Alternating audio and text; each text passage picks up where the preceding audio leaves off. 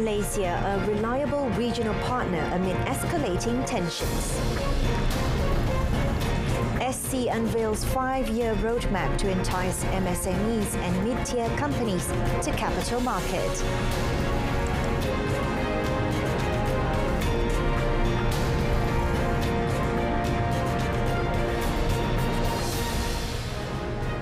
Salam Malaysia Madani, you're watching Malaysia Tonight and I'm Renee Fong.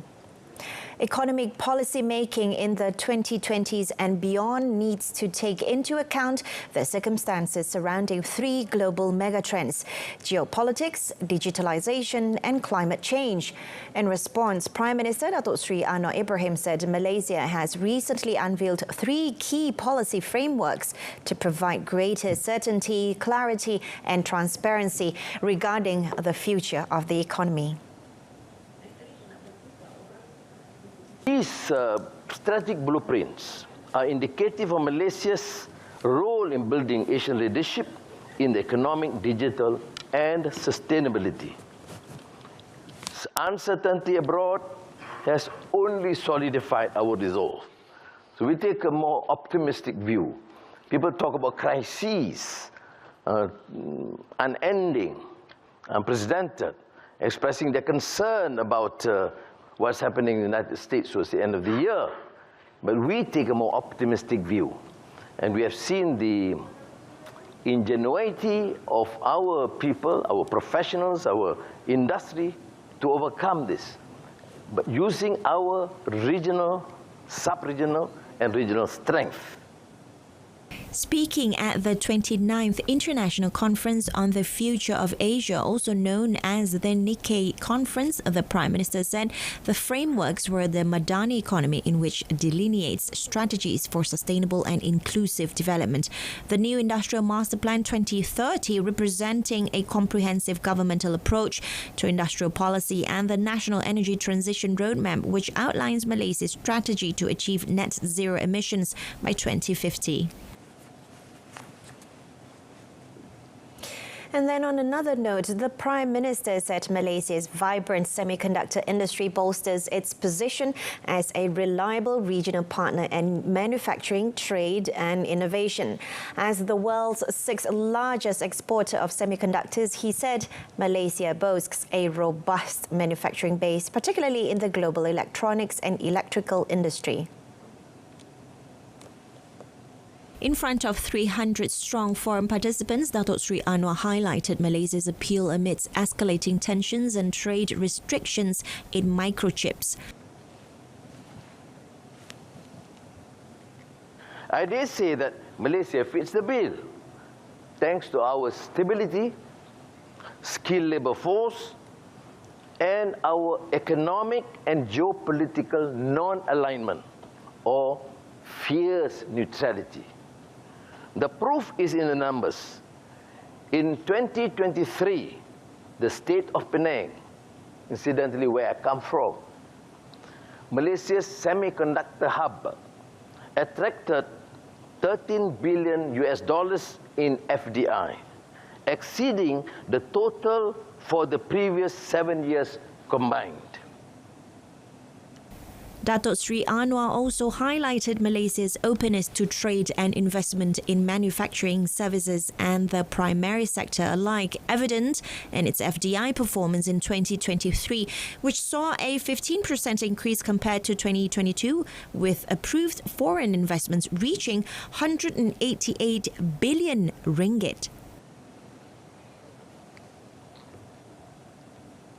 A total of 1,000 employers will participate in the Progressive Wage Policy Pilot, which starts in June. Economy Minister Rafizi Ramli said it is a government initiative to ensure that the people's wages are aligned with an increase in productivity to push Malaysia towards achieving a high-income nation status. Rafizi said companies from 5 sectors, namely manufacturing, construction, wholesale and retail trade, repair of motor vehicles and motorcycles, information and communication, as well as professional, scientific and technical activities, were invited to participate in the pilot project. In a posting on X today, he said selection of companies for the pilot project would go through a process that emphasizes policy support, sectoral needs and equity. He said selected employers would receive incentives of 200 ringgit per month for each entry-level employee and a maximum 300 ringgit per month for each non-entry-level employee. Eligible employers, those with employees earning between 1,500 ringgit and 4,999 ringgit, can claim incentives from the government. Rafizi said the pilot project would be evaluated in September to ensure policy readiness before the progressive wage policy is fully implemented across all employers and sectors. The Securities Commission Malaysia SC aims to grow fundraising in the micro, small and medium-sized enterprises or MSME and mid-tier companies MTC capital market by 7 times to 40 billion ringgit in 2028 through its 5-year roadmap launched today. The increase represents a 46% compound annual growth rate for over 5 years from 6.3 billion ringgit in 2023. The roadmap, called Catalyzing MSME and MTC Access to the Capital Market 5-Year Roadmap 2024 to 2028, was launched to provide a 5-year action plan with cross-cutting strategies in transforming the capital market to enhance access for MSME, including startups and MTC. SC Chairman Datuk Sri Dr. Awang Adik Hussein said it sets out the broad direction as well as the detailed actions to be taken over the short, medium and longer terms to increase access for small and medium-sized issuers, as well as attract investors to these companies as an asset class. These guiding principles have shaped the roadmap's 9 cross-cutting strategies covering 36 initiatives. These initiatives fall into 3 categories: regulatory and product innovation, capacity building, and market infrastructure. These include enhancing fundraising pathways, facilitating innovative products for MSME and MTC, boosting their market readiness and awareness, growing capital market touchpoints, and revitalizing the big market. According to the regulator, MSME contributed more than a third to Malaysia's gross domestic product GDP and employed almost half of the workforce in 2022. MSME GDP growth also surpassed the overall domestic GDP growth, highlighting their importance in driving the nation's economy. SME Corporation Malaysia, or SME Corp, is targeting MSME companies to be listed on the LEAP market by 2026.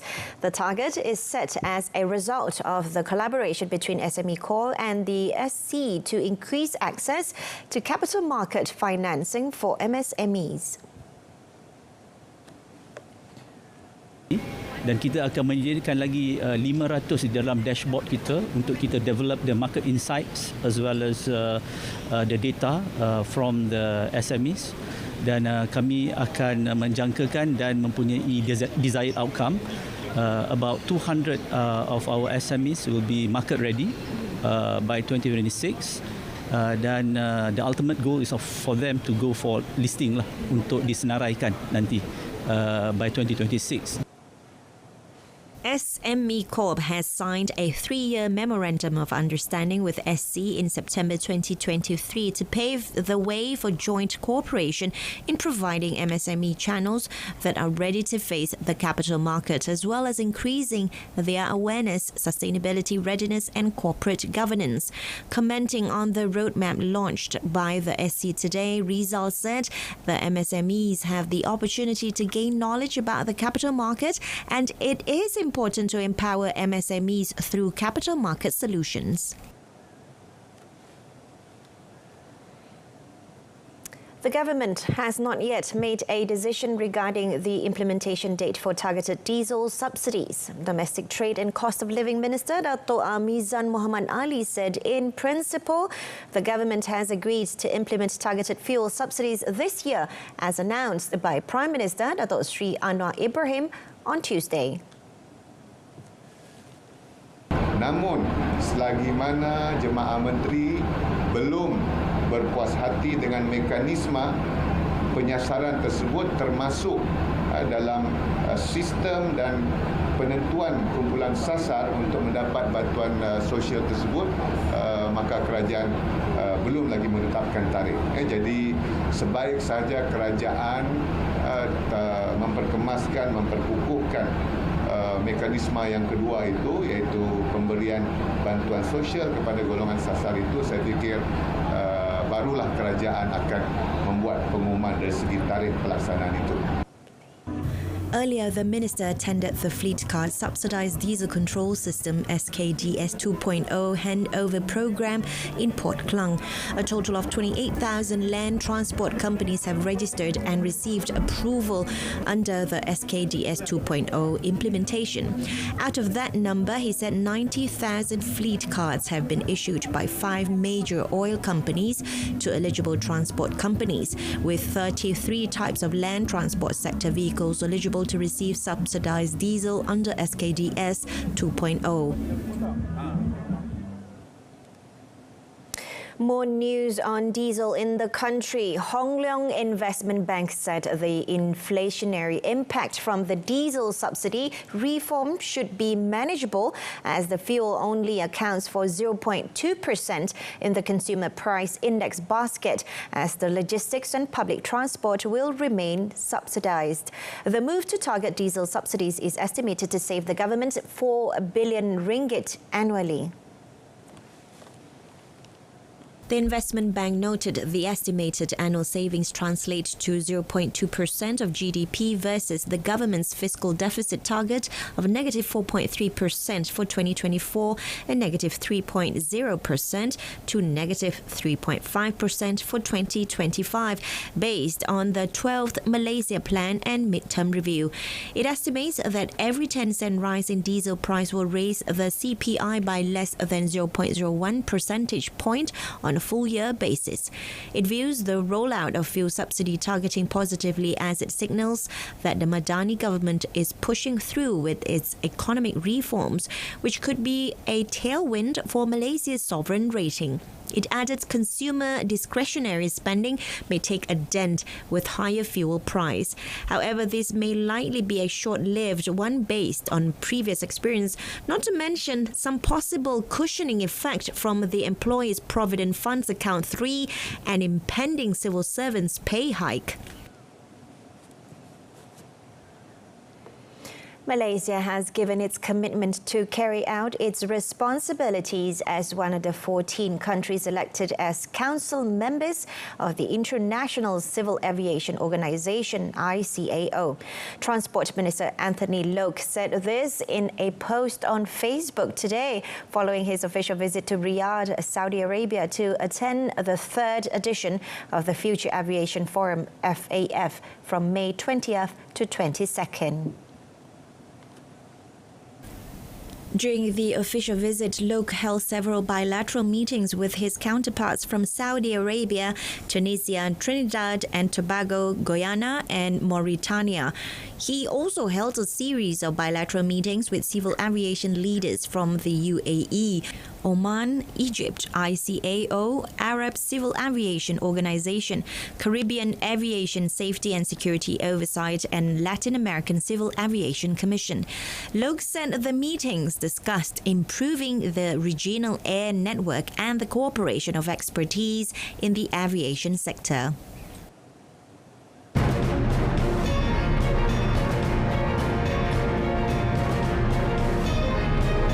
Japan willing to cooperate with Malaysia to provide humanitarian aid to Palestine.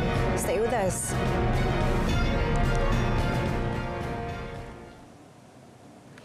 Prime Minister Datuk Sri Anwar Ibrahim today reiterated that his meeting with Hamas leaders Ismail Haniyeh and Khalid Meshal in Qatar last week was to persuade them for a peaceful solution to the Gaza conflict. I've known them for decades. There's no reason why I should not meet them. But when I met them, what did I say? I said, please respect the decision of your neighboring countries and try to secure peace, return hostages in exchange for the prisoners in Israel, and accept a two-state solution. Is that an offense? Did I promote terrorism? No. Did I recognize violence? No. I appeal because I have an advantage. What is my advantage? I know them, and they consider me a friend. Datuk Sri Anwar said this at a question and answer session during the Nikkei Forum 29th Future of Asia in response to a question on his recent meeting with Haniyeh and Meshal in Doha. So that is why I've asserted in the speech that we go for a peaceful resolution, support the position taken by the neighbors, Muslim countries and the international community, force both parties to attain peace, then accept a two-state solution. But what is critical now is stop the killings of children, women. And I find it great difficulty. I must state this, that people can talk about a political crisis and be blinded by the fact that daily you see children, women, civilians, hospitals, schools, mosques and churches being destroyed. Since the new round of Israel-Hamas conflict started in October 2023, more than 36,000 Palestinians have been killed in Gaza, with close to 25,000 of the victims were being children and women. Then in Japan, it has expressed its willingness to cooperate with Malaysia in providing humanitarian aid to the people of Palestine. Datuk Sri Anwar said this was conveyed to him by his Japanese counterpart, Fumio Kishida, during their meeting today. Datuk Sri Anwar said the aid would encompass the aspects of health, solid waste management and the reconstruction of devastated areas. During the meeting, both leaders also assessed the progress of cooperation between the two countries in the fields of investment, trade, high technology, energy transition, environmental cooperation, defense and security, capacity and talent development, as well as higher education. Japan is Malaysia's fourth largest trading partner for 9 consecutive years. In 2023, total trade between Malaysia and Japan was valued at 156.64 billion ringgit. Several recent incidents involving the security at police stations and Istana Negara, as well as the safety of a member of parliament, are not related to one another. Home Minister Datuk Sri Saifuddin Nasution Ismail said initial investigations by the police found that all the incidents had a different and unrelated pattern. Di Ulu Tiram, yang macam saya sebut dalam sidang media dan disebut juga oleh Tan Sri IGP, bahawa dia bertindak yang kita istilahkan sebagai lone wolf. Yang kita tangkap di istana tu, dia kata dia mimpi. Dia dapat mimpi. Mimpi tu memerintahkan dia untuk menghadap tuanku. Dia mimpi. Yang di Datuk Keramat tu dia mabuk. Okey. Jadi dia tak samalah. prior to this, the minister reportedly said that the police were investigating the incidents to determine whether they were random acts or part of a coordinated plan. Commenting on the development of the case at Hulu Terima Police Station, Datuk Sri Saifuddin Nasution said the police investigation is now focused on the instigator element following the discovery that the suspect's family considers others to be infidels and the suspect thus not mix with the community. Yesterday, 2 students who were arrested in connection with the attack on the Ulu Tiram police station were released unconditionally, but the investigation into the 5 family members of the suspect who were remanded until tomorrow is still ongoing.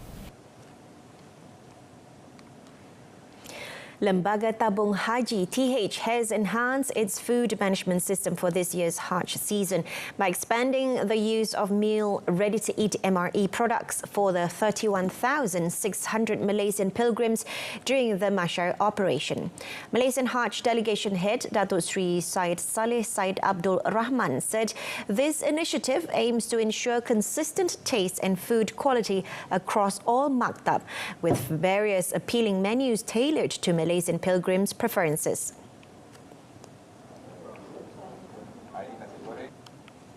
Kita memang merancang menggunakan 2 sumber pembekal.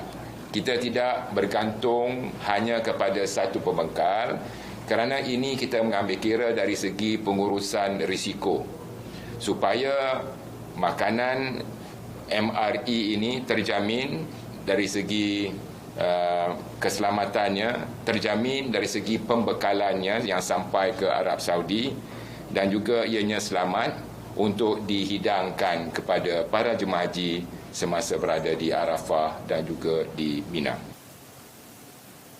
For this year's Hajj season, a total of 236,000 packs of MRE products featuring 9 different menus such as nasi lemak with sambal ikan bilis and peanuts, chicken fried rice, ayam masak lemak, ayam masak merah and daging masak kicap have been introduced for lunch and dinner in Masyar.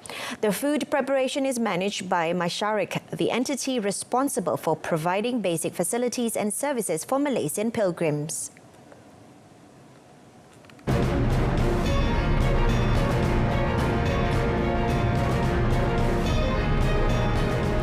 China launches military drills around Taiwan as punishment. That is coming up in our foreign segment. China launched military drills around self-ruled Taiwan 3 days after the democratic island's new president Lai Ching-te was sworn in.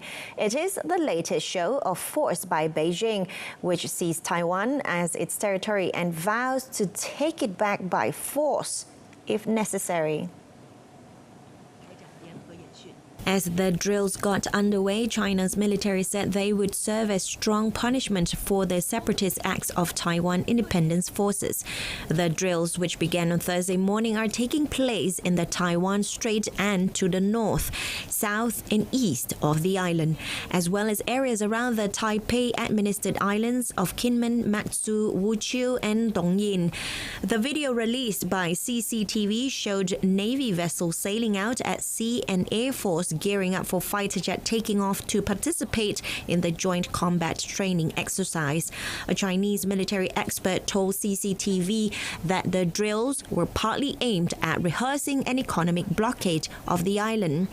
The Taiwan Strait is one of the world's most important maritime trade arteries, and the island itself is a major tech manufacturer, particularly of vital semiconductors. Meantime, Taiwan responded by deploying air, ground and sea forces, with the island's defense ministry vowing to defend freedom. 4 fighter jets took off at around 1 p.m. from a military airbase in Hsinchu, an hour southwest of Taipei. Taipei's Coast Guard said it had encountered Chinese ships around the Taiwan-administered outlying islands of Dongyin and Wuqiu early Thursday morning. Meanwhile, President Lai said he would stand on the front line to defend Taiwan without directly referring to the ongoing drills. 我会和国军弟兄姐妹站在第一线，共同守护国家安全。此时此刻，国际社会正高度关注民主台湾，而面对外在的挑战与威胁，我们会持续捍卫自由民主的价值，守护区域的和平稳定。China has repeatedly branded Lai a dangerous separatist who would bring war and decline to the island. Beijing was further incensed with his inauguration speech on Monday, in which he hailed a glorious era for Taiwan's democracy.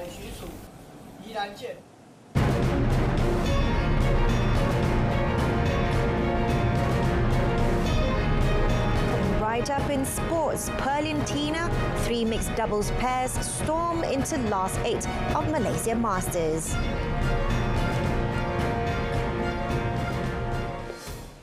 Fresh from a 5-week break, women's doubles pair Pearly Tan and M. Tina are determined to rediscover their mojo and work their way back up to elite status once again.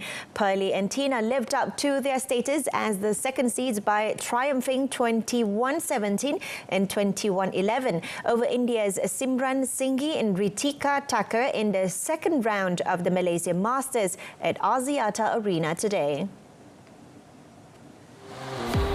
The second-seeded Malaysians needed just 32 minutes to tame the India pair and set up a quarter-final date against Australians Satyana Mapasa and Angela Yu tomorrow. Tina, however, said that they needed a bit of time to warm up to regain their momentum as they last played competitively in the 2024 Badminton Asia Championships in Ningbo, China last month. I think we were excited untuk main tournament ni sebab sudah lama kita pun tak beraksi. But like what we said before juga, hari ni first set ada slow sikit dalam permainan, but then in the second set lepas communicating with each other and also coaches, kita pun ada tambah speed and trying to get back our momentum in the game. And we're happy for this win. Pearly, meanwhile, said her priority was to stay free from injury and felt that they have yet to regain their ruthlessness despite being ranked 13th in the world. Pearly and Tina finished as runners-up in last year's edition of the Malaysia Masters.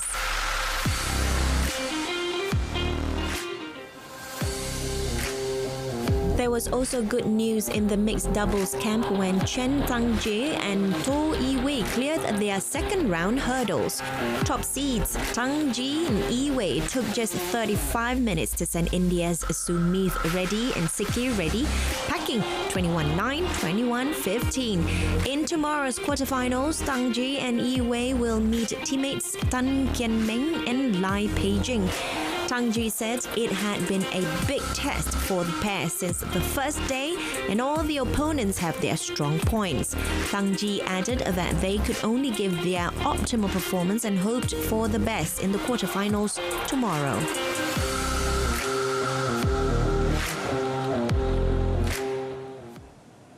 And that wraps up this edition of Malaysia Tonight. In our top story, Malaysia, a reliable regional partner amid escalating tensions. Till then, I'm Renee Fong. From the river to the sea, Palestine will be free. Thanks for watching and have a pleasant evening.